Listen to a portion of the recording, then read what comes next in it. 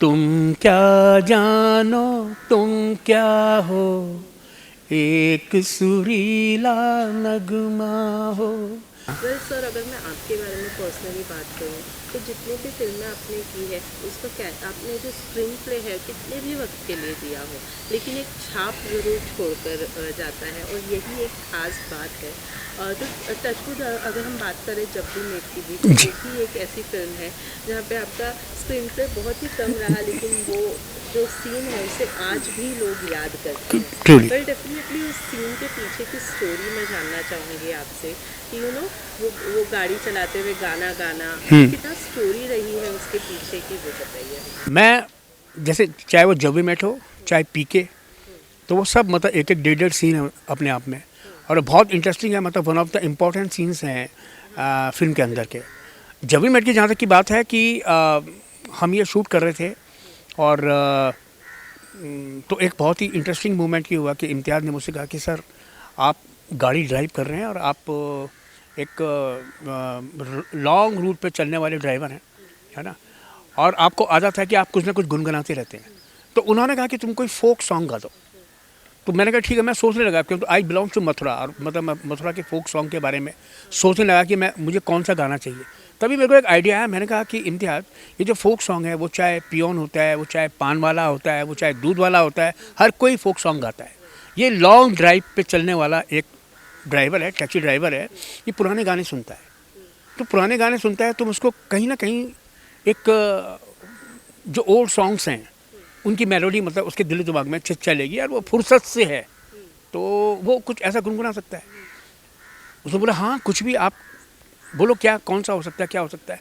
अब मैंने कह तो दिया, लेकिन मेरे को पता नहीं था कि मेरे को बोलना क्या। मैंने कहा मैं सोचता हूँ ना, जैसे ऐसा करके मैंने कुछ भी गा सकता है। मैंने गाने को तो ये भी गा सकता है, वो साथ में करीना और शायद दोनों थे टैक्सी के अंदर, और मैं सोचता रहा मैंने कि ऐसा कुछ भी कर सकता है वो, जैसे ये तुम क्या जानो तुम क्या हो, एक सुरीला नगमा हो, बीती रातों में मस्ती।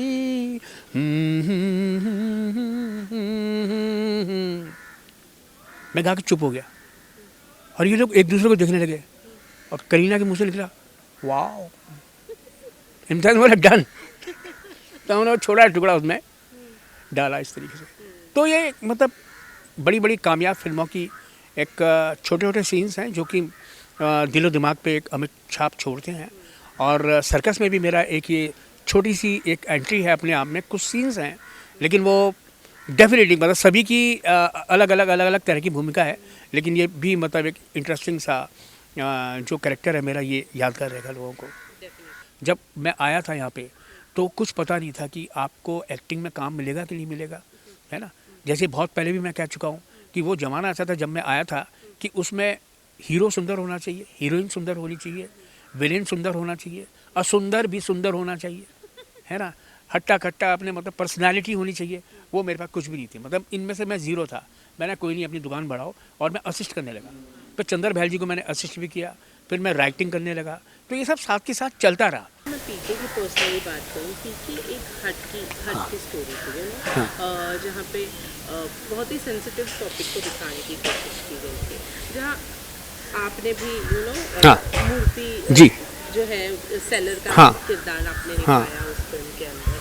लेकिन अगर मैं आपसे पर्टिकुलरली जानना चाहूँ कि जब आप ये किरदार निभा रहे थे, क्या कुछ आपके माइंड में था, बिकॉज एक जो स्टोरी लाइन थी वो बहुत ही सेंसिटिव थी, तब आपके माइंड में क्या था पीके कुछ को नहीं, प्ले करते कुछ नहीं, मेरे को स्टोरी लाइन का भी नहीं पता था, क्योंकि एक दिन का शूट था मेरा। मैं जयपुर गया था, और सबसे बड़ी बात कि राजू रानी वो एक बहुत बड़े, और मैं उनको वन ऑफ द महान डायरेक्टर में से गिनता हूँ, कि क्योंकि वो जो भी चीज़ बनाते हैं ना, वो मतलब चारों तरफ एक एक, जिसे कहते हैं जो चित्रकार होता है बिल्कुल, कि उसका हर फ्रेम, उस बंदे का मतलब हर कैरेक्टर, हर किरदार बिल्कुल सही सांचे में ढला हुआ होता है। अब उन्होंने जो मेरा किरदार था उसको कतई हल्के में नहीं लिया, है ना। आमिर के साथ रिहर्सल्स हुई, सब कुछ हुआ साथ में।